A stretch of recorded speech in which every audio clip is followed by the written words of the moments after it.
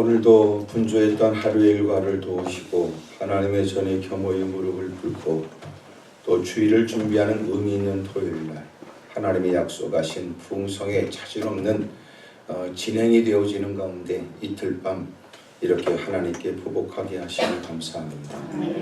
하나님께서 은혜를 주심으로 인하여 우리의 속사람은 변화가 있고 육체의 질병 또한 떠나가고 삶의 생활의 권광으로부터 벗어나고 오랫동안 기도했던 기도의 제목들은 이루어지고 눈물을 흘리며 부르짖지 않으면 안 되었던 모든 상황에 새로운 개선과 변화가 있도록 도와주시기를 원합니다. 하나님께 구별해드린 예물들이 있습니다. 일일이 하나하나 살피시고 하나님이 복주시고 속사정 하나님께서 위로해 주시고 상처난 마음 싸매어 주시고 불확실한 내일에 대한 두려움이 떠나가고 계획된 일이 차질 없이 진행되어지고 꿈꿨던 일들이 성취가 있게 하여 주옵시고 흘리는 땀방울만큼 또 흘리는 눈물만큼 아름다운 열매가 있도록 도와주시기를 원합니다. 원수막이 끊임없는 도전이 있게 마련이지만 늘 분별하여 이기게 하여 주옵시고 단호하게 맞서가면서 믿음을 지키고 마땅히 가야 될 길을 걸어가도록 도와주옵소서. 주님 앞에 서는 날이 있다는 걸 잊지 않는 사람, 오늘도 그 계산 속에서 살아가는 사람들, 후회했던 과거와 달리 이제는 흔적과 열매가 넘치는 삶이 되게 하여 주옵소서. 열린 마음, 사모하는 마음이 보게 되도록 도와주옵소서. 오늘도 이렇게 성회를 위해 이렇게 찬송으로 애쓰고 또 이렇게 음향으로도 수고를 아끼지 않고 또 안내를 보고 곳곳에서 보이고 보이지 않게 힘쓰고 애쓰는 모든 분들의 손길 위에 하늘과 땅의 복 주시기를 원합니다. 이 밤에도 주님이 친히 주님의 일을 이루시기를 예수님의 이름으로 기도하며 축복하며 기도드리옵나이다. 아멘. 할렐루야. 우리 서로 다 인사해요. 등짝을 후렵해가면서 자랐다고 그러고 은혜 많이 받으시라고 인사합니다.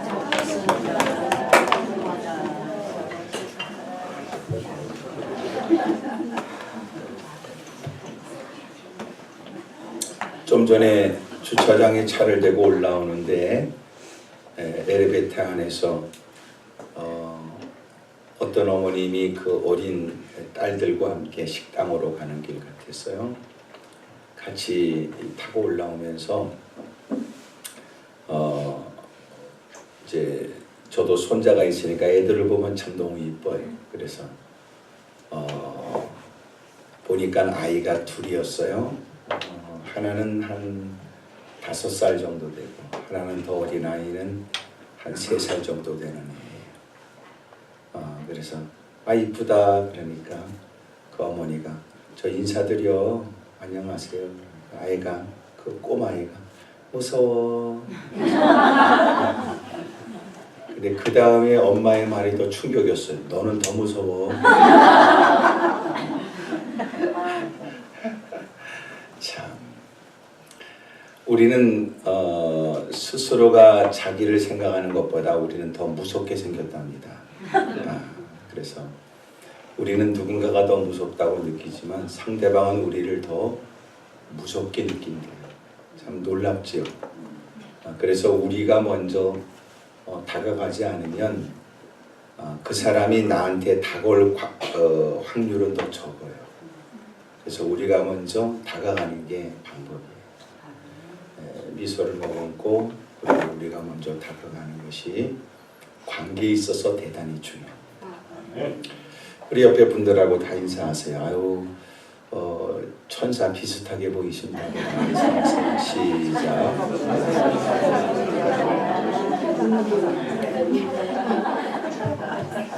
하여간 천사라고 말한 적도 없는데 다 좋아하지요.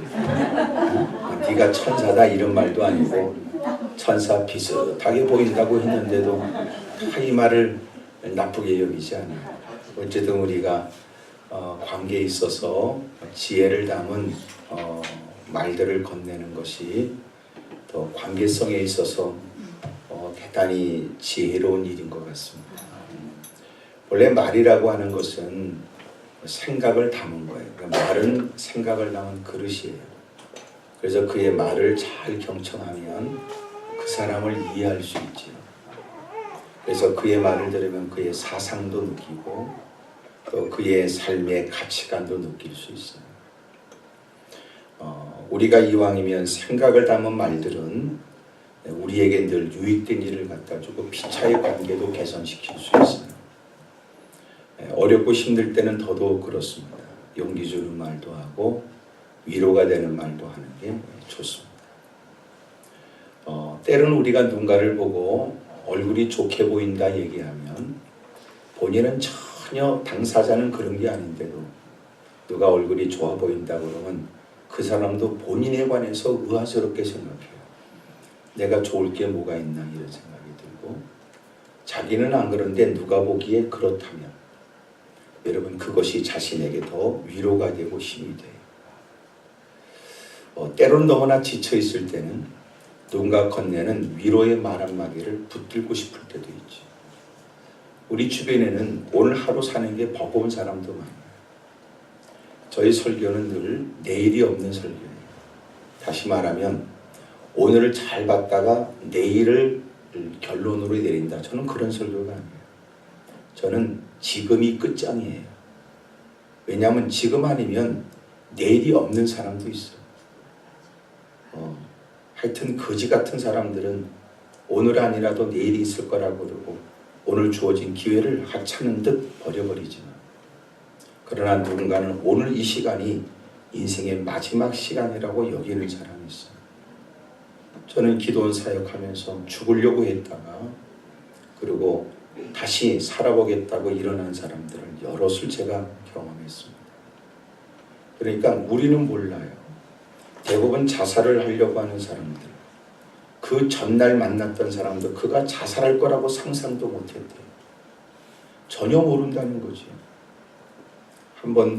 한때 대단히 한국에서 유명 탤런트가 그가 자살을 했는데 언제 자살했느냐? 주일날 자살했어요. 교회를 갔다 와서 말이죠. 나는 그 글을 접하면서요, 뉴스를 접하면서 너무 충격받았어요. 그에게 있어서 예배는 무엇이었길래 예배를 마치고 그는 집에 가서 자살했다. 그 예배는 그에게 오히려 자살을 독려했다. 그 예배는 그에게 어떤 의미였길래 오랫동안 갈등과 괴로움 속에 있었다는 것은 그의 개인적 사연을 다 모르지만 적어도 예배 자리에 앉아 있으면 나쁜 생각을 떨쳐버리는 시간을 누려야 되고 다시 새롭게 시작해 보겠다고 하는 결단의 마음도 가져야 됩니다. 아니 이게 웬일이야? 놀라운 것은 그가 그렇게 스스로 생명을 끊었다. 저는 그래서 제가 신학박사 과정에 제가 설교학 전공입니다. 나는 고민을 하는 거예요. 아니 설교학 박사라고 하는 게 무슨 뜻이냐? 뭐냐? 나는 이거 늘 반문하는 거예요. 은혜 받았다는 건 뭐냐? 나는 이거 반문하는 거예요. 설교를 잘한다는 건 뭐냐? 어느 순간 제가 소스라치게 놀랐어요.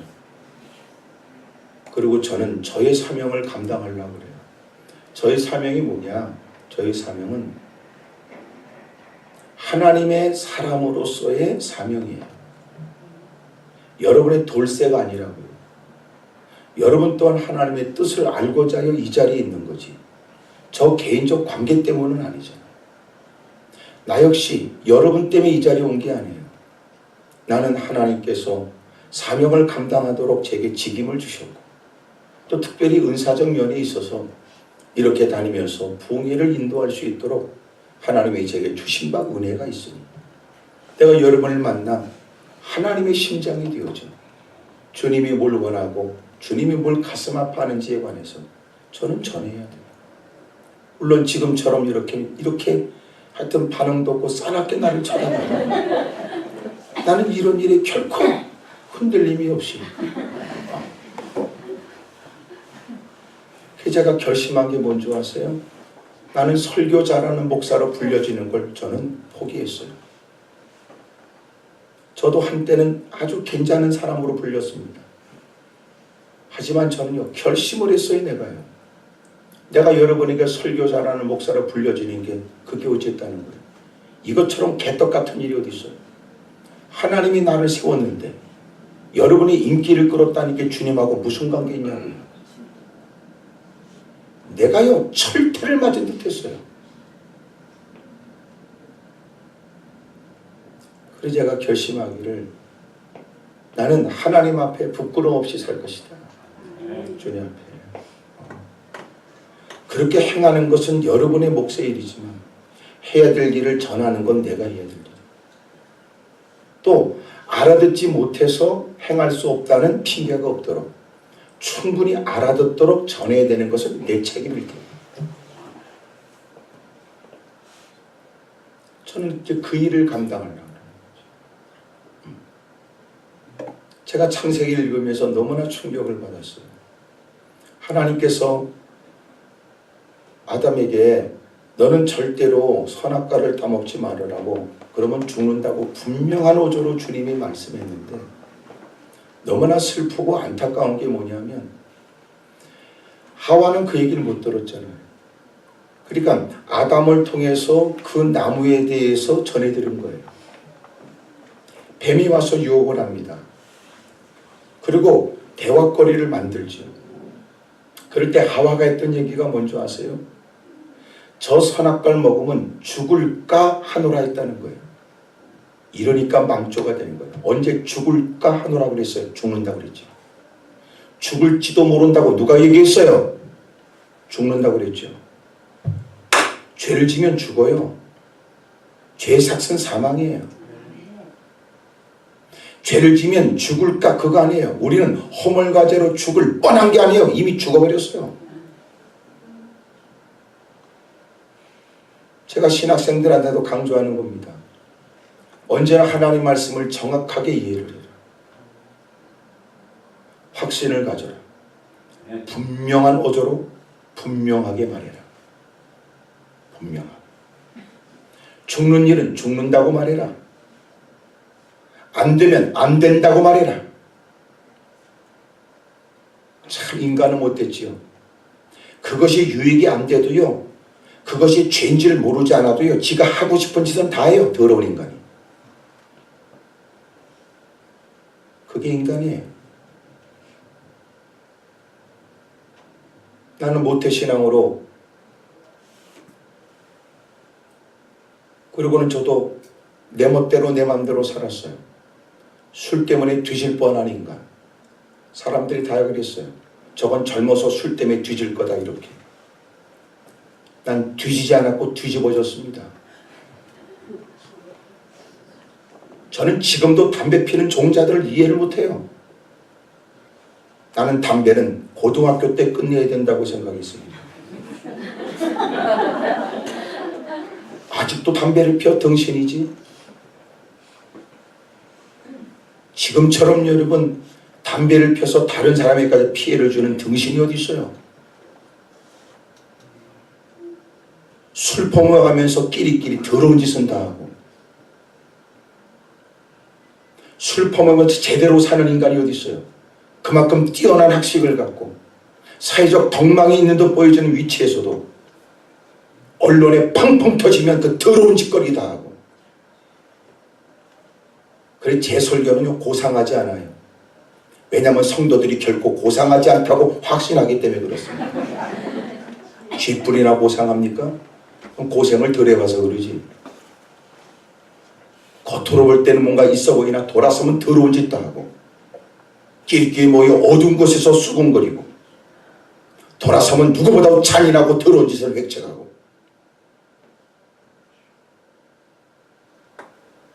우리가 이렇게 모이는 특별히 부흥회는 가면무도회가 아니에요. 솔직하고 진솔하게 나오면 인생이 삽니다.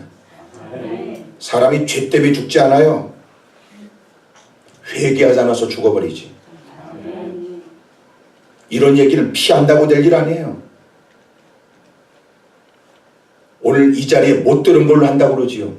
하지만 주님은 분명히 내가 너한테 얘기했다 그러는 거예요. 내가 말씀을 피한다고 자유롭지 않아요. 말씀이 우리를 추적하지. 그리고 마침내 우리는 말씀 앞에 서서 심판받아요. 여러분, 이런 걸 깨닫는 시간이 예배 시간이라면 예배가 진지하지 않을 수 없죠. 근데 신앙생활 하다 보면 달고 다른 인간들이 뻔한 예배 정도로 생각한다. 그런 것들은 화 있을 진정. 세월만 보내고 시간만 보내고, 저는 목사로서 30년이 넘는 시간을 보냈지만 나는 스스로가 사람들 앞에서 난 된 목사라고 말한 적은 없어요. 여러분도 느끼시죠? 말투가 약간 좀 교정되어야 될 부분이 있다는 거예요. 그러면 장로는 된 장로겠습니까? 권사는 된 권사겠습니까? 집사는 된 집사겠습니까? 예수님을 따르는 제자는 평생 제자예요. 아직도 여러분, 우리 개념의 제자라는 개념 갖고는 성경의 제자의 개념을 이해 못해요. 우리가 갖고 있는 제자의 개념 가지고는 예수님의 제자를 이해 못한다고요. 왜냐하면 우리가 말하는 제자의 개념은 뭐예요? 스승을 꿈꾸니까. 그러니까 안 된다고요. 그러나 성경이 말하는 제자는 뭐예요? 평생 제자로서 사는 거예요. 우리가 말하는 제자는 뭔데요? 이제는 자기가 개폼 잡고 싶잖아요. 자기 밑에 쫄다고 두고 싶잖아요. 자기가 휘둘르고 싶잖아요. 그러니까 성경이 말하는 제자의 개념이 우리가 생각하는 평상시 갖고 있는 제자의 개념하고 달라요. 우리는 평생 주님을 따라가는 거예요. 평생 주님을 배워야 돼요. 에녹은 65세에 무두셀라를 낳고 또 여러 자식을 낳으면서 300년 동안 주님과 동행해요. 내가 그런 설교를 기도원에서 했는데, 에녹이 하나님과 동행했고 에녹은 하나님과 동행했고 에녹을 하나님은 동행하여 천국까지 데려가셨다. 일상에서 하나님과 동행한 거예요. 수도원 생활이 아니에요. 자식을 낳으면서 자식을 키우는 여러 가지 다양한 일들을 늦은 밤, 이른 아침, 예기치 못한 때 겪어가면서, 그러면서 300년 동안 예수님과 동행해요. 동행 개념이 뭐예요? 주님과 생각이 같아야 돼요. 주님의 모든 것들을 전적으로 수용해야 돼요. 영국에서 이런 신문에 광고를 냈어요. 영국의 저 시골에서부터 런던까지 가장 빠르게 오는 방법이 무엇입니까? 그랬어요. 1등 당선작이 뭔지 아세요? 사랑하는 사람하고 가는 것이다. 사랑하는 사람과 같이 가면 그 먼 거리도 짧게 느껴지죠. 개떡 같고 거지 같은 인간들하고 같이 가면 그 짧은 길도 견딜 수 없이 길게 느껴져요. 여러분 잘 아시잖아. 봉고차 타고 갈 때도 거지 같은 거 옆에 앉았으면 아직도 안 왔냐고 수없이 물어봐야 돼요. 왜 이렇게 차는 막히고 왜 이렇게 거리가 뭐냐고 얘기할 수 있지.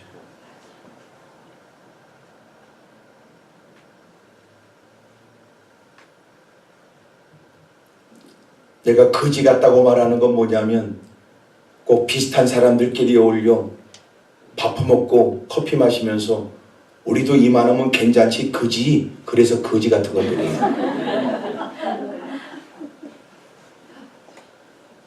우리가 남다른 공간이 있다고 대단한 거 아니에요. 하지만 남다른 공간에 있는 우리는 남다르게 살아야 될 이유를 느낀 사람으로 앉아 있어야죠. 우리가 이 자리에 있으니까 누구보다 여러분 정직하고 성실하고 진실합니까? 우리는 그게 아니고 누구보다 성실하고 진실되게 살 이유를 누구보다 더 느낀 사람이어야 한단 말이에요. 그래 자신의 부끄러움 때문에 눈물을 쏟고 죄송스러움에 어찌할 바를 모르고,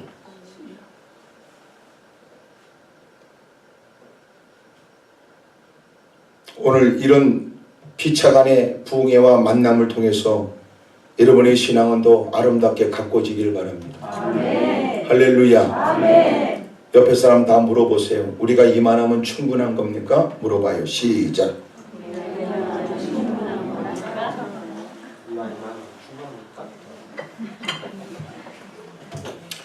우리가 여러분들 부족하다고 느끼는 것이 바른 신앙생활의 시작이에요. 이 부족하다고 느끼는 게 뭘까요? 이걸 성경은 마음이 가난한 자고 갈망하는 자고 열망하는 자예요. 그 사람은 들을 준비가 돼 있어요. 배울 마음이 돼 있죠. 그런 사람들은 사람들이 환영받아요. 배울 마음이 돼 있으니까. 충분하다고 생각하는 것들은 가는 곳마다 잘난 체만 더럽게 잘해요. 그런 것들을 우리는 나는 강대상에서 대놓고 말하기는 어려운 말이지만 여러분이 평상시에 쓰는 말들은 뭐라 그래요? 우리는 그런 것들을 재수없다 그래요. 하나님이 누구를 주목하고 주님이 누구를 기뻐할까요? 늘 하나님 말씀을 들을 준비가 되어 있는 사람이에요. 깊은 몽 중에도 사무엘은 나이가 든 엘리 세상이 그를 부를 때마다 자기의 도움을 필요하는 나이든 제상에 도움을 주겠다고 잠자리에서 일어났어요. 그러던 중 하나님께서는 이제는 엘리의 시대가 끝나고 사무엘의 시대가 시작되면서 그를 불러요. 평상시에 불렀던 엘리가 자기를 부른다고 생각했지만 가서 정작 물어볼 때는 엘리가 부른 게 아니었으며 세 번을 거듭해서 일어난 일에 엘리가 깨닫지요. 자신은 나이가 많고 눈이 어두워진 만큼 영적으로 어두워진 인간. 하나님께서 이제는 그의 바통을 넘겨서 사무엘을 하나님이 쓰신다는 걸 깨달았어요. 그가 번번이 찾아와 자기를 불렀냐고 물어보는 질문에 이제부터 그 음성이 들려지면 여호와여 말씀하옵소서 제가 듣겠습니다. 언제나 우리도 들을 준비, 받을 준비 그게 우리에게 있어야 돼요. 성경을 읽는 방법 중에 하나가 뭔지 아세요? 내 생각으로 성경을 읽으면 안 돼요. 시편 119편 18절이 말하는 것처럼 주여 내 눈을 열어서 하나님의 귀한 법을 보게 해주십시오. 성령의 감동으로 기록된 말씀은 성령님이 도와줘야 된다. 내 기분과 감정에 치우친 성경 읽기는 오히려 성경을 잘못 이해하는 경우가 있어요. 오히려 바른 성경 읽기는 성경으로 나를 읽는 거예요. 기도내다가 그렇게 써놨어요. 말씀으로 나를 읽고 기도로 길을 묻는다 이렇게 써놨다고요. 제가 날마다 하나님 말씀으로 자기를 살피는 사람. 오늘 흥분의 이유는 무엇이 큰 건지, 오늘 더럽게 기분이 나쁜 이유는 어디 있는지, 오늘 내 마음에 일어나는 다양한 생각은 무엇이 큰 건지, 무사람에게 공감을 일으키고 무사람들에게 동의를 얻어낼 수는 있어도 그것이 하나님 앞에서 온당한 일인지, 그리고 하나님 앞에 어떻게 해야 될지에 관해서 하나님께 물어야지요. 그렇게 사모하는 이들의 마음에 하나님은 그리스도의 평강으로 흥분된 마음을 가라앉히고 후회함이 없는 결정을 하도록 주님이 그를 도와줍니다. 나는 그래도 이 자리에 있는 여러분들이 남다른 신앙을 가지고 있다고 부정할 수 없다고 생각되는 것은 이렇게 5층까지 올라오는 게 보통 일이 아니고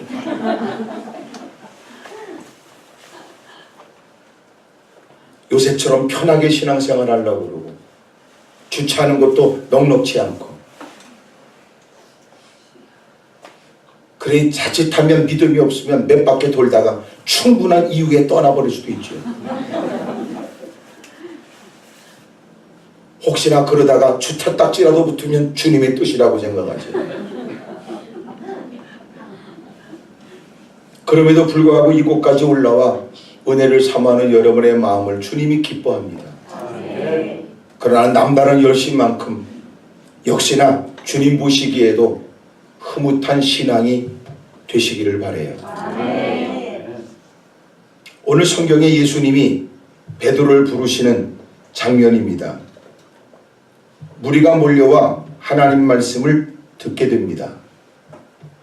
예수는 게네사렛 호숫가에 있었는데 갈릴바다라고 불려지는 긴네렛, 게네사렛, 여러분 그렇게 불려집니다.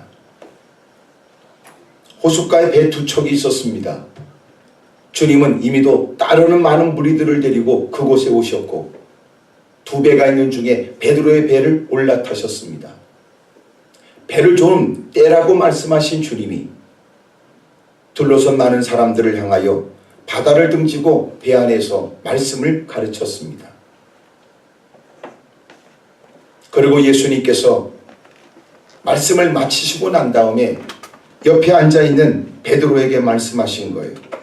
너는 깊은 데로 가서 그물을 내려 고기를 잡으라고 말이죠. 하나님께서는 모든 사람들에게 이렇게 목사를 통해서도 마이크와 스피커를 통하여 공개 진동으로 우리의 청력이 자극받고 무슨 소리인지 정확하게 듣도록 하나님께서는 말하게 하시지. 하지만 정작 우리에게 중요한 게 뭐냐면 여러분 모든 사람이 듣는 소리가 끝이 아니라 그 하나님이 내게 들려준 음성을 들어야 됩니다. 모든 사람이 다 듣는 소리가 다 끝이 아니에요. 말이라는 것이 그렇습니다. 들려주는 소리가 있지만 듣고 싶은 소리가 있지만 들어야 될 소리가 있어요. 갖고 있는 청력이 있다면 원치 않게 들려주는 소리를 듣고 영향을 받을 수 있고 때로는 사람이 보고 싶은 것만 본다고 하는 말처럼 듣고 싶은 소리만 들으려고 합니다. 그럴 때 바른 신앙은 뭐냐면 들어야 될 소리를 듣는 거예요. 성령이 그에게 들려주는 세미한 음성을 의미하지요. 하나님께서 내게 뭘 원하시는지 알게 해주십시오. 한 사람의 목사가 다양한 처지와 형편의 사람들을 앞에 두고 통일된 말씀이 각자에게 은혜가 되기를 기대한다는 것처럼 위험의 일들이 모순의 일이 어디 있습니까? 그러나 우리는 믿지요. 하나님께서 그 말씀을 전하는 중에 성령께서는 그 말씀이 각자에게 자신의 처지에 적합하도록 깨달아지도록 적용되어지도록 성령님이 역사하는 거예요. 전하는 자의 말은 그 말은 아니었으나 놀라운 건 그 말씀을 듣는 누군가는 지난날 자기가 잊어버렸던 과거를 소환시킵니다. 지난날 자신이 하나님께 소원했던 일들을 떠올리게 합니다. 지난날 한때 자기가 뜨거워 주님밖에 없다고 떨리는 음성으로 고백했던 한때 일들이 기억나도록 만들지요. 모든 사람이 들을 때는 웃을 일인데 그는 울어야 될 일이 되기도 하고 누군가는 울어야 될 일에 누군가는 감격과 기쁨의 일이 되기도 합니다. 예수님께서는 많은 무리들에게 말씀을 전하시고 말씀을 마치시고 난 다음에 옆에 앉아있는 베드로에게 그가 해야 될 일을 말씀하신 것처럼 주님이 우리 모두에게 듣게 하시지만 그 말씀을 듣는 것이 예배의 끝이 아니라 하나님이 내게 원하시는 그 음성을 들어야 된다. 숨기고 감추려고 했던 더러운 죄악이 고발되어지고 주님이 여러 사람 틈바구니에 앉아있는 내게 지적하여 결단을 촉구하시고 하나님의 전을 출입하여 누구보다 믿음이 있어 보이지만 실상은 믿음 있는 것처럼 보이려고 해서는 가짜도 수두룩하지요.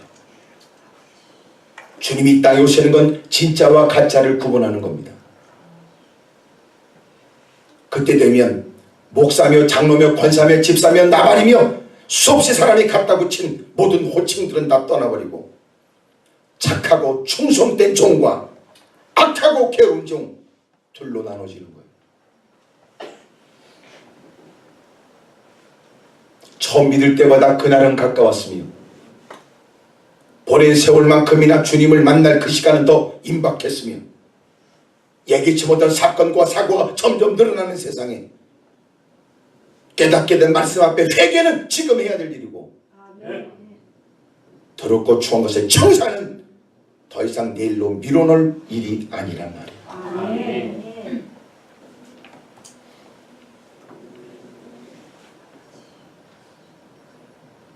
예수님께서 많은 사람들에게 말씀을 하시고, 그리고 주님은 시몬 베드로에게 말씀했습니다. 주님이 그에게 들려주는 말씀. 우리가 예배를 출석하고 교회를 다니면서 하나님 말씀을 듣는다고 하지만 내가 듣고 싶은 소리만 들으려고 하는 것은 바른 신앙이 아니에요. 주님이 나를 왜 불렀을까? 그래서 우리가 신앙생활에 중요한 건 내가 이 자리에 온 건지, 주님이 나를 부른 건지, 아니면 나는 사연 여러 가지 처지 때문에 왔지만 하나님이 그걸 빌미 삼아 나를 불러주신 건지. 이게 대단히 중요해요. 왜 중요할까요? 내가 어느 곳에 갔다는 건 내 목적이 있잖아요. 내 목적이 있다는 건 내가 듣고 싶은 소리를 듣고자 함이고, 내가 원하는 것을 얻고자 하는 마음이 내게 있어요. 그러나 내가 온 게 아니고 주님이 나를 불렀을 때는 우리는 주님이 나를 부르신 목적이 있다고 생각하죠. 그래서 주님이 원하시는 말씀이 무엇인가를 들어야 된다고 생각합니다. 전혀 다르죠?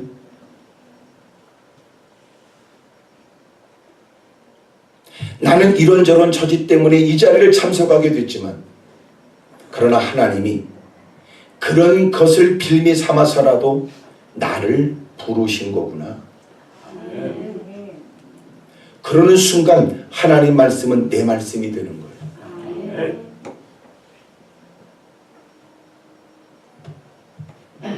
베드로에게 깊은 데로 가서 그물을 내려 고기를 잡으라는 말씀은 어찌 보면 고기를 잡는 것을 업으로 하여 살아가는 고기 잡는 사람의 입장에서는 수용하기가 어려웠습니다. 이 당시에 고기는 잡는 일들은 어부는 늦은 밤에 그물을 던져 고기를 잡았습니다. 깊은 곳에는 투망식 그물을 던져서 고기를 잡는다는 것으로서는 결코 수용할 수 없는 일이었고, 지금까지 고기를 잡는 사람의 입장으로는 자기의 경험, 지금까지 전통적 방식, 늘 내려왔던 방식에 의하면 결코 수용할 수 없는 일이에요. 그는 이렇게 대답했습니다. 선생님, 우리들이 밤이 새도록 수고를 했습니다. 이미 이들이 배를 육지에 댔던 것은 그 전날 밤 늦은 시간까지 고기를 잡으려고 애를 썼으나 고기를 잡지 못하므로 그들은 빈 그물을 다시 씻어서 또 다시 고기를 잡기 위해 준비하여 그 어느 날을 위해 대비하고 있는 거예요. 이 당시에 그들의 그물은 빨리 씻지 않으면 그물을 제대로 그물답게 쓸 수 없었답니다.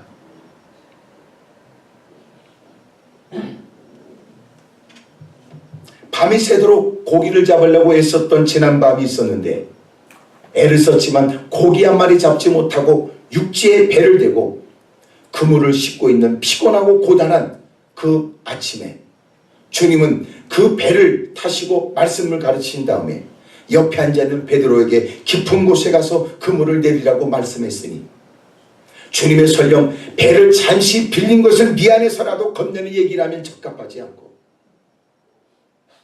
그것이 설령 뭔가 있는 듯하여 건네는 말씀이라도 그의 직업상 경험상 수용하기가 어려운 일이었습니다.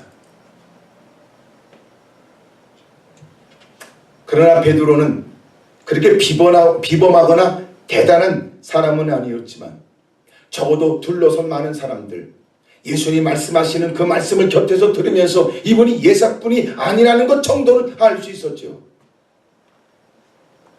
자기의 직업상 예수님이 하신 말씀은 예수님의 다른 거 몰라도 말이죠, 이런 고기 잡는 일에 가서 괜히 아는 체 하지 마세요. 그럴 수 있겠죠. 배를 잠시 빌려 탄 것 때문에 미안해서 그러시는 것 같은데 그냥 내려도 괜찮습니다. 그럴 수 있을 때 주님이 지금 하시는 말씀이 얼마나 지금 업으로서 이 고기 잡는 것을 업으로 하여 살아가는 사람들에게 얼마나 어리석은 발언인 줄 압니까? 그럴 수 있을 때 그는 그렇게 말하지 않고 밤이 새도록 수고했습니다. 우리는 어젯밤에 늦은 밤에 고기를 잡지요. 저도 지난밤 사력을 다하여 고기를 잡는다고 했었고 빈구문을 던지고 다시 거둬들이는 그 피곤하고 고단한 일을 반복하면서 아침을 맞았습니다. 고기를 한 마리도 잡지 못했지요.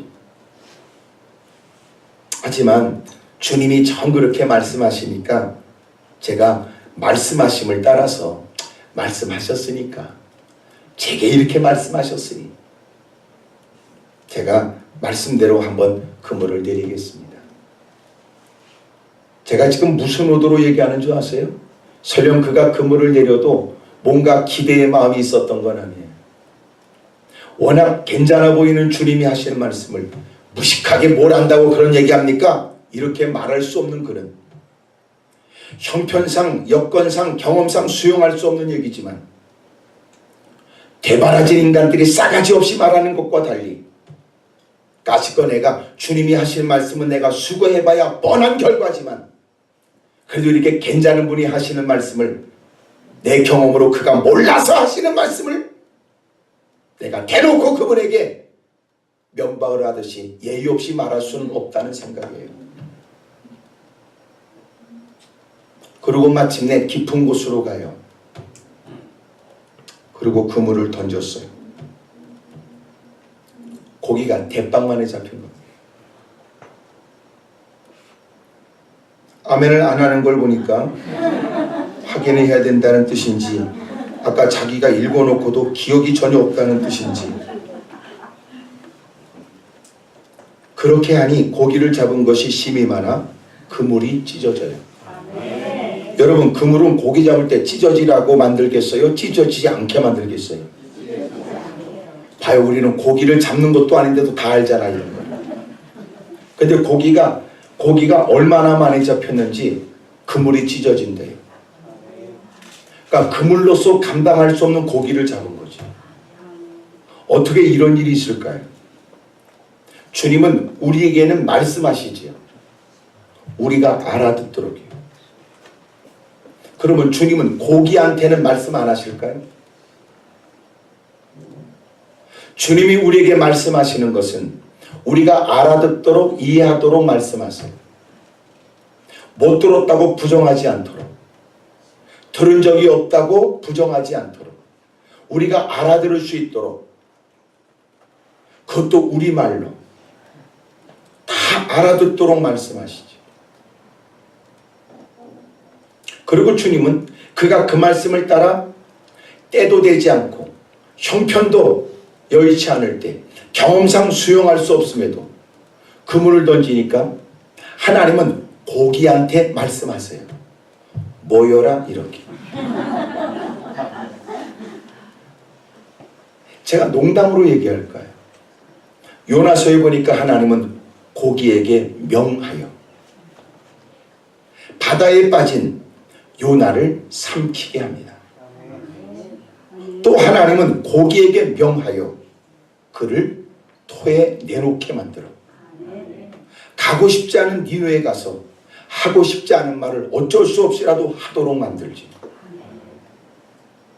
하나님은 우리가 듣도록 우리에게 말씀하시고 하나님은 또한 그것들이 듣도록 조치하여 말씀이 이루어지는 걸 경험하게 만듭니다.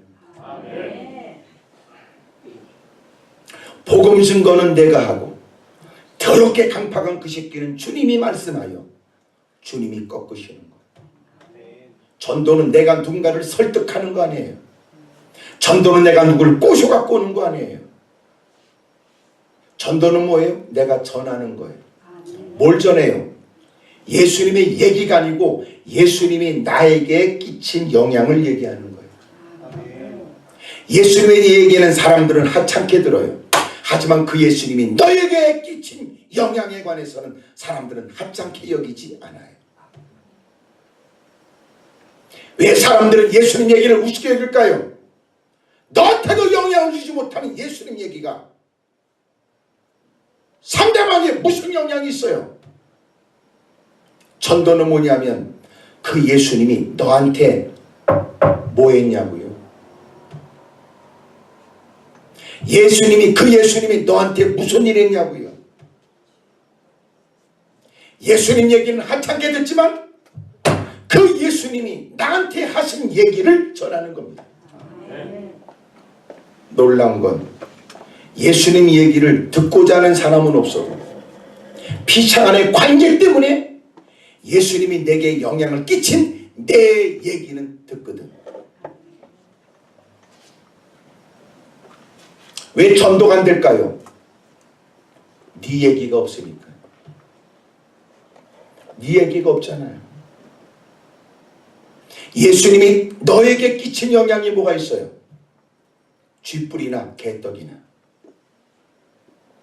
그리고 겨우 주워들은 얘기에 가서 떠버리니까 떠버리는 것조차도 두렵지요. 저 사람이 뭐라고 말할까 봐.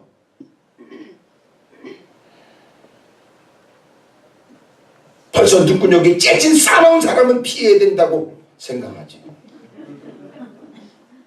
자기도 부러워하는 돈 많은 사람은 대상이 아니라고 생각하지요. 복음은 간단해요. 예수님의 얘기예요. 예수님이 그리스도다 그 얘기예요. 전도는 뭐예요? 그 주님이 내게 어떤 일을 하셨는지를 얘기하는 거예요. 문제는 당신에게 하나님의 이야기가 없잖아. 전할 말이 없죠. 겨우 주워들어서 연습해서 건네는 얘기는 설득력이 없죠. 그들이 듣고자 하는 것은 우리 얘기거든. 네 얘기해봐, 네 얘기.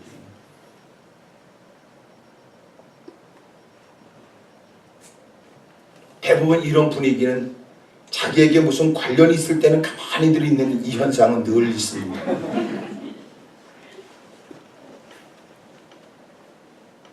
예수님 얘기하면 묻지요. 그래서 어쨌다는 거야? 그래서 어쨌어? 그 예수님이 어쨌다는 거야? 그 예수님이 너한테 뭘 했는데? 야, 너하고도 관계없는 걸 나한테 왜 얘기해?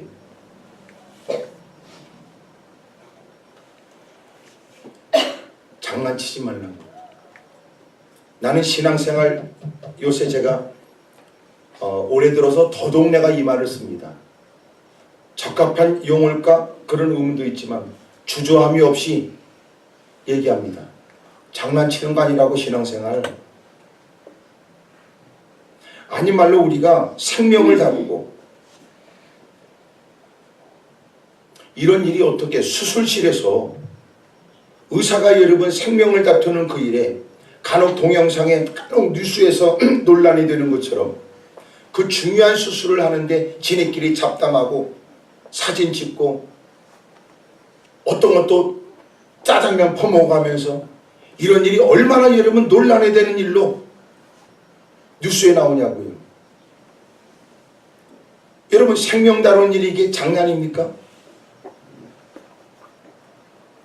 우리 장난치면 안 됩니다. 교회는 여러분 세상에 누구도 다루지 못한 일을 다 다루는 거예요.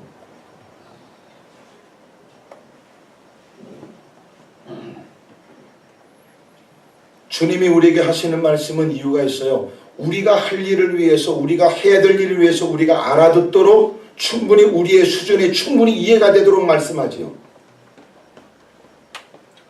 현실은 그 말씀을 해서 어떤 결과가 있을까 우리에겐 두려움이 생기지만 염려할 거 없어요. 하나님은 이방인의 땅에도 하나님이세요. 모든 삼라만상을 창조하시고 지금도 주관하시죠. 하나님은 지금도 일하세요. 그래서 하나님은 악한 자라도 협력자가 되게 하세요. 거지 같은 인간을 통하여 여러분 대단하다고 하는 인간들의 콧대를 꺾고 본때를 보이게 하죠. 지금은 기고만장하지만 결국은 때가 되면 눈구녕에 눈물을 쏟고 가슴박 두들기고 하나님 앞에 통에 자복할 때가 반드시 옵니다. 지금은 아니라도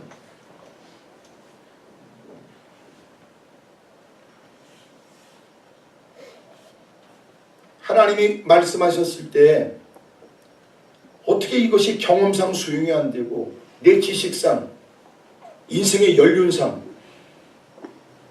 웃기지요. 개떡이나 연륜입니까? 한 번은 장마철에 어마어마하게 비가 많이 와서 수해 지역에 그 뉴스 리포터가 가서 물었습니다. 그분이 인터뷰에 응했는데 반팔 입고 그리고 바지 입었는데 이 추리닝 바지 옆에 줄 간 거 그런 거 입고 서 있는데 그러더라고요. 사람이 급하게 자기를 불러서 집안에 앉아 있다가 빨리 나오라고 빨리 그래서 급하게 튀어났는데 얼마 되지 않아서 그 물살에 집이 다 휩쓸려 간 거예요. 그래서 목숨은 건졌어요. 저는 그거 보고 깨달았어요. 아, 집에 있을 때도 좋은 옷 입고 있어야 되겠구나. 나 그 생각 들더군요. 올 여러분 예배 끝나고 집에서 주무실 때도 최고로 좋은 옷 입고 주무세요. 누가 압니까? 지진이 일어날지. 누가 압니까? 주변에서 여러분 아파트 어디에서 불이 나가지고 불난 집도 문제지만 불난 집은 제일 먼저 도망가요. 옆집은 불난지도 모르고 있다가 죽어버리지. 무슨 일이 있는지 모르니까 여러분도 주무실 때는 최고로 좋은 옷 입고 가락지, 귀금속 다 목에 걸고 뭔 일 생기면 그거라도 튀어나와서 그거라도 소유해야 되니까. 오늘 주무실 때는 최고로 좋은 거 있잖아. 모피, 풀 먹인 거. 인생 누가 알아? 그때 70된 분이 나와서 얘기하는 거예요. 자기가 피난 올 때도 이렇게까지는 다급하게 경험하지 못한 일이라고. 70을 살아도 80을 살아도 겪은 일이 처음이라는데 어떻게 지난 경험 가지고 하나님 말씀을 함부로 도전하냐.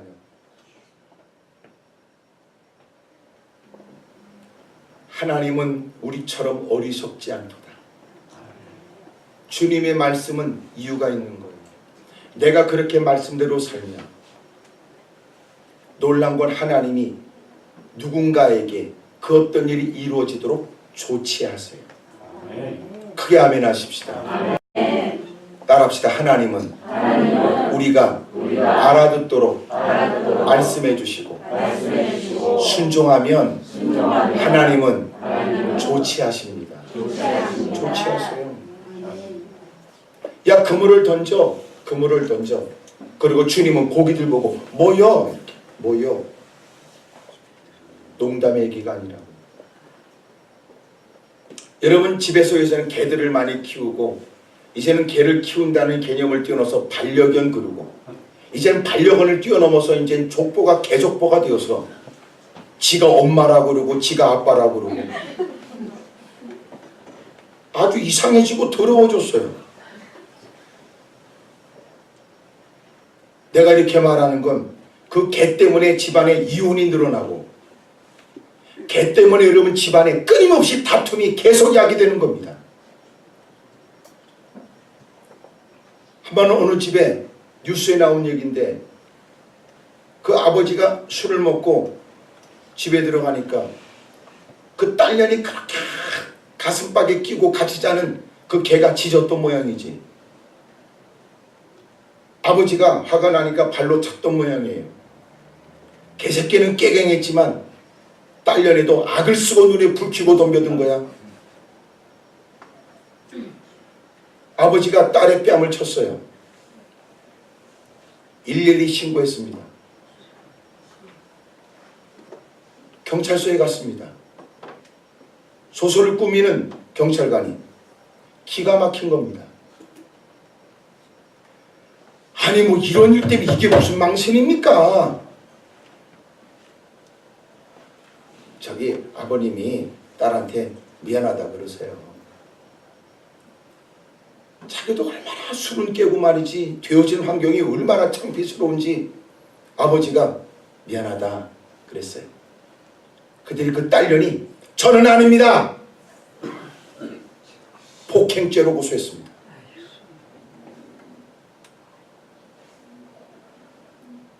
개판이지.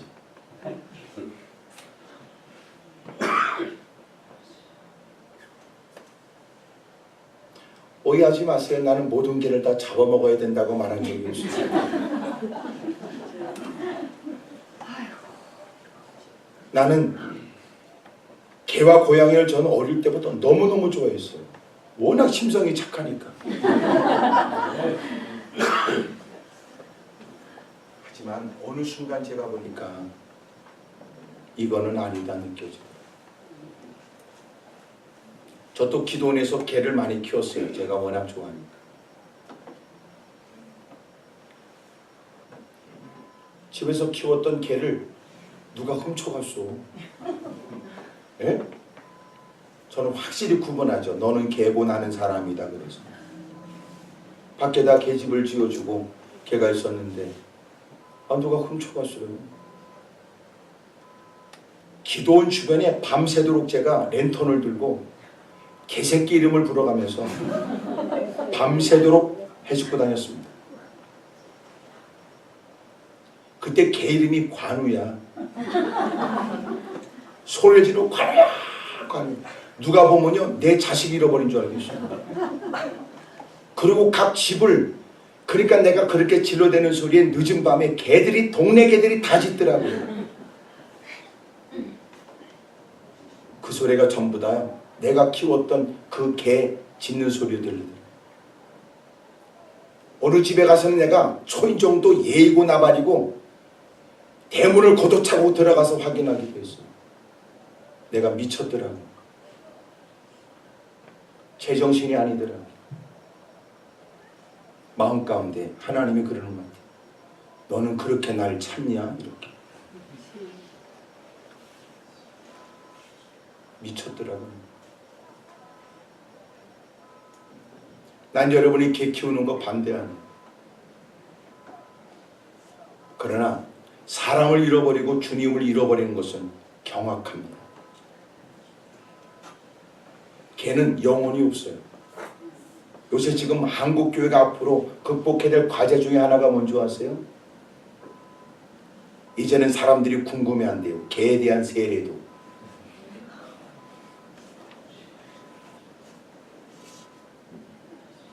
개가 죽게 되면 목사가 무슨 집례라도 해주기를.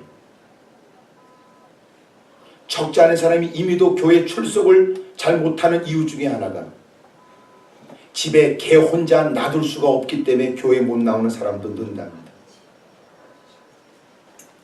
이미 외국에는 그래서 개를 끌고 오면 아이들을 마치 돌봐주는 것처럼 개를 돌봐주는 걸 교회에서 한다. 그렇지 않으면 교회를 못 나옵니다. 개판입니다. 나는 여러분이 이 자리에 개와 관련된 직업을 갖거나 개와 관련된 일을 갖고 있는 분이 있는지 몰라요. 나는 개 키우는 걸 반대하는 게 아닙니다. 하지만 당신의 마음이 하나님께 있어야 되는 것이 빼앗겨지는 거라면 저는 단호하게 말하고 싶습니다. 이런 집도 있습니다. 어느 집을 가니까 거기는 집사님이 개를 키웠는데 잠시 가서 예배를 그 집에 드려줬는데요. 놀라운 개가 자기 집으로 가더라고요. 그 개도 구역 예배를 드리려고 가는 거예요. 예배를 드리는 동안 누구도 놀아줄 사람이 없다는 걸. 더 희한한 건 예배를 마치고 주기도문으로 끝나니까 기어 나오더라고요. 영빨이 있지. 옛날에 기도원에서 개를 키우면서 하여튼 그때 우리가 개 한 마리 키웠는데 수원댁이었어요. 왜냐하면 수원에서 계신 집사님이 암컷을 데려왔으니까. 그래서 제가 이름을 수원댁이라고 했어요. 잡견이었지만 너무 영특했어요. 기도원에 올라오는 사람들이 다 이렇게 예배 드리러 올라오는데 꼭 예배 안 드리고 산에 올라가는 것들, 꼭 그것들을 향해서 짓더라고요. 근데 그 개보다 못한 사람들은 예배도 안 드리고 산에 올라가면서 이 개가 왜 그러냐고 묻더라고요. 개보다도 못한 인간. 나는 개 키우는 거 반대하는 사람이야. 하지만 당신에도 마음을 쏟아낼 것은 영혼에 대한 긍휼입니다. 아멘. 주님이 우리에게 원하는 건 뭐예요? 하나님을 사랑하되 마음을, 뜻을, 정성을, 목숨을 다하여 사랑하되 내 이웃을 내 몸처럼 사랑하는 것. 아멘. 만약 당신이 하나님의 뜻대로 사는 일이 자꾸만 어려움을 당하는 것이 집에서 키우는 강아지나 고양이 때문이라면 조치를 취하세요. 제가 너무나 개를 좋아하니까 어떤 분이 개를 또 갖고 왔더라고. 2마리를.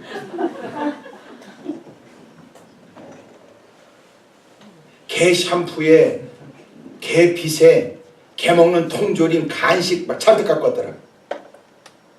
나는요 그 개 간식이 통조림 먹고 내가 먹고 싶더라고.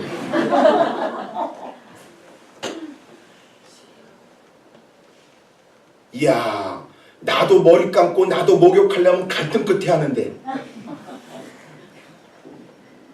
개를 돌보는 시간이요 무지무지하게 시간이 됩니다.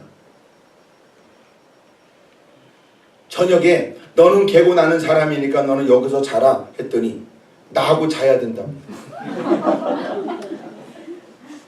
수없이 설득하고 수없이 얘기하다가 나는 나로서의 자존심을 지키고 그놈은 악을 쓰는 그 하룻밤을 보내고 내가요 다른 사람한테 나는 못 키운다고 그러고 보냈어.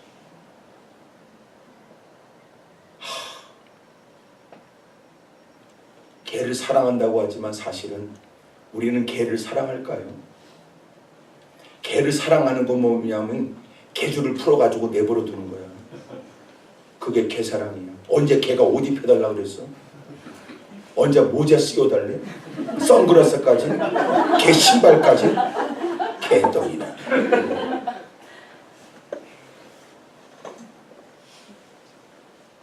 어느 순간 우리가 혼밥을 하고 반려견이라고 짐승하고만 보내고 사람과는 대면도 없이 인터넷상에서 SNS나 오가하게 되고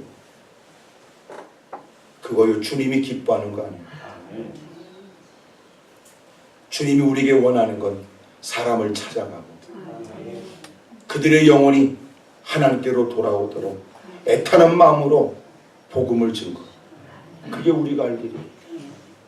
아멘입니까? 아멘. 어느 교회 가니까 맨 개판이 돼가지고 서로가 이 집에서 개를 분양받으면 또 개새끼를 낳고 또 맨 전부 다 모이면 개 얘기더라고. 이게 뭐하는 짓이냐고 말이야. 그때니 그러더라고. 목사님 우리가요 뭐에 홀린 듯 살았습니다. 다시는 그 짓거리 안 하겠다.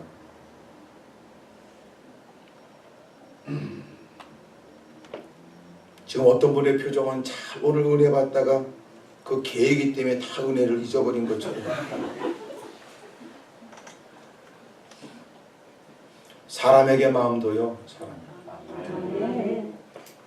아멘입니까? 아멘. 홀로 사는 사람이 개를 통하여 받는 위로도 저는 부정하지 않아요.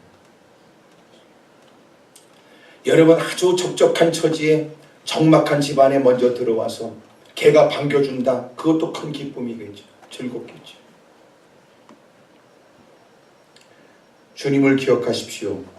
주님이 뭘 원하시는지를 잊지 않기를 바라요. 말씀대로 사는 것은 현실과 맞는가 의문도 되지만 주님이 우리에게 쓸데없이 말한 적이 없습니다. 현실에 맞지 않는 걸 말씀할 때는 주님이 우리에게 믿음을 보시는 것.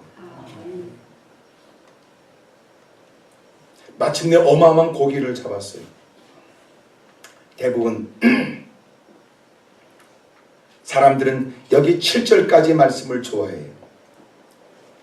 이에 다른 배 있는 동무들이 손짓하여 와서 도와달라니 동무들에게 손짓하여 와서 도와달라니 그들이 와서 두 배의 체험에 잠기게 되었다.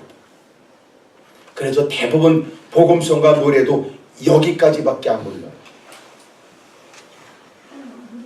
하여튼 막 그물을 던져 그래가면서 고기를 대빵 많이 잡았다는 보험성과까지만 있어요. 미안하지만 오늘 본문은 11절까지라고. 오늘 본문에 11절까지 있다는 건 대단히 중요한 얘기예요. 왜 중요한 얘기일까요? 많은 고기를 잡게 되었고 그 고기를 잡아서 거두어 배가 잠기도록 많은 것들을 얻게 되었어요. 근데 시몬 베드로가 되어진 일 때문에 주님께 무릎을 꿇습니다. 저는 죄인입니다. 되어진 사건은 그의 영혼에 그만큼 충격을 줬어요. 다시 말하면 그가 그물 던질 때 생각하지 못했던 결과였습니다. 그물을 던질 때 전혀 상상하지 못한 결과였습니다.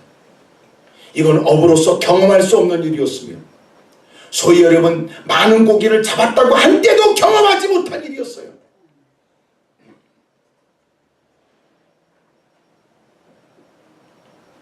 영혼의 지진이 일어났습니다. 저는 죄인입니다. 나를 떠나십시오. 넌 죄인이라고 추궁한 적이 없어요. 너는 회개된다 말한 적은 없어요. 되어진 사건이 지금까지 자기가 예수님을 생각했던 것과 전혀 달랐어요. 너무너무 두려웠습니다. 주님께서 말씀하시기를 무서워하지 말라. 이후로는 내가 사람을 취하리니 내가 너를 사람 낳는 어부가 되게 하리라. 11절 그들이 배들을 육지에 대고 모든 것을 버려두고 예수님을 따릅니다. 아멘. 오늘 말씀의 결론이 뭔가 보세요. 많은 고기를 잡았다 이게 결론이 아니에요. 누구보다 부자가 됐다 결론이 아니에요. 신앙생활은 부자가 됐다 이 결론이 아니에요. 믿음생활 잘한다 그것은 누구보다 최고의 자리에 올랐다 그거 아니에요. 결론이 뭡니까? 주님을 따랐다. 아멘. 우리의 처음 신앙은 뭐냐면 내 필요 때문에 주님을 찾다가 우리의 신앙이 성장하여 변화가 일어나면 이제는 주님에게 필요한 자가 되기를 힘쓰는 거예요. 아직도 우리의 신앙은 여전히 주님이 내 필요에 내 욕구를 채우기 위해 주님은 필요하다고 생각하죠.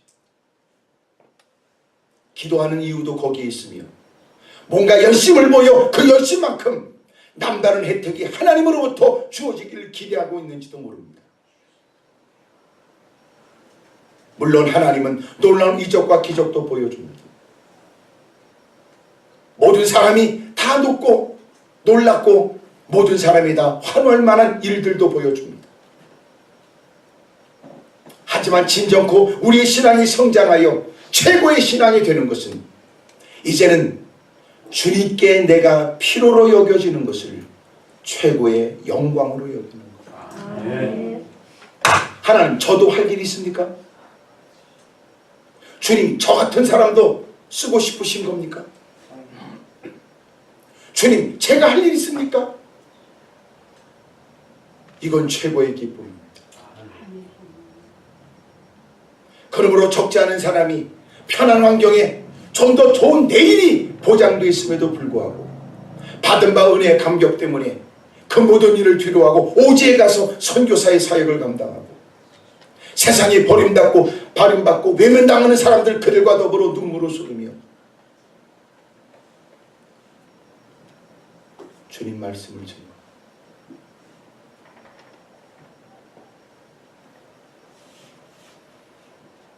오늘 우리의 신앙도 성장해야 합니다.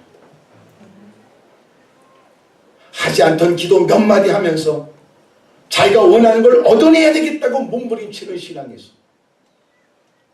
이제는 주님 나는 어떻게 주를 위해서 살까요?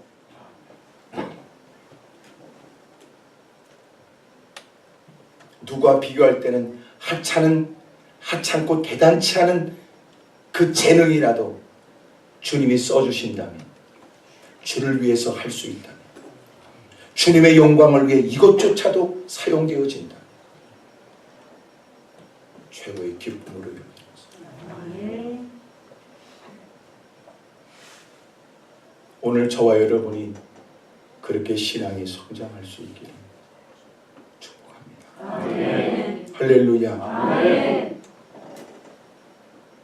여러분, 내가 누구보다 부자가 된다는 게 신앙의 목표가 아니에요. 내가 누구보다 대단한 명성과 권세를 갖고 있다는 것이 우리의 신앙의 목표가 아니에요. 진짜 중요한 건 진정한 그리스도인이에요. 아멘. 안디옥 교회를 통하여 많은 사람들은 안디옥 교회 교인들을 향하여 그리스도인이라고 불렀으니, 그리스도인은 내 스스로가 그리스도인이라고 나를 표현하는 게 아니라 누군가는 워낙 예수밖에 모르는 사람들을 향하여 비아냥거리듯이 했던 말이 저들은 그리스도인이야, 그런 거예요. 우리는 다 그리스도인으로 불려질 만큼 살아야 합니다. 아멘. 저들은 가는 곳곳마다 예수밖에 없고 예수님께 속하여진 사람이며 예수님께 예속된 사람인 듯 보여지며 히브리 11장에 보여지는 것처럼 세상에 감당할 수 없는 사람입니다. 세상에 돈 몇 푼이면 안 될 일이 없으며 권세가 있으면 뭐든지 할 수 있다고 생각하는 세상 논리 앞에 그들은 휘둘리지 않는다. 그들은 그리스도인이다. 아멘. 저 여러분이 그리 되기를 축복합니다. 아멘. 옆에 사람 물어보세요. 요새 그쪽은 기도 제목이 뭐냐고 다 물어보세요. 시작.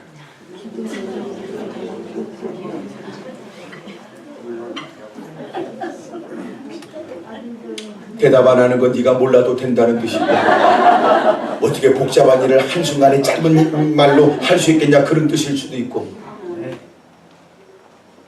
그러나 여러분, 오늘 이런 얘기를 듣고 이런 말씀을 통해서 우리의 마음에도 변화가 필요해요. 하나님, 이제 보니까 제가 내 욕구를 채워야 된다고 집착했던 신앙에서부터 이제는 나의 인생은 주님께 드려져서 쓰임받게 되는 이런 복된 인생이 되게 해주세요. 아멘. 오늘 여러분 이것 때문에 울 수 있다면 복이고, 아멘. 이것 때문에 기도할 수 있다면 주님이 우리를 주목하시겠죠. 아멘. 이런 은혜가 있기를 축복합니다. 아멘.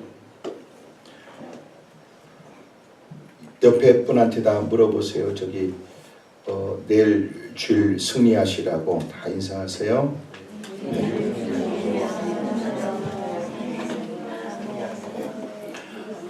다시 인사하세요. 저희 오늘 밤 드리는 것은 토요일이고 내일은 주일입니다. 시작.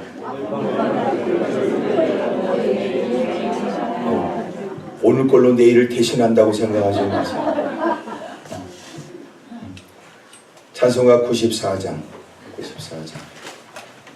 주 예수보다 더 귀한 것은 없네.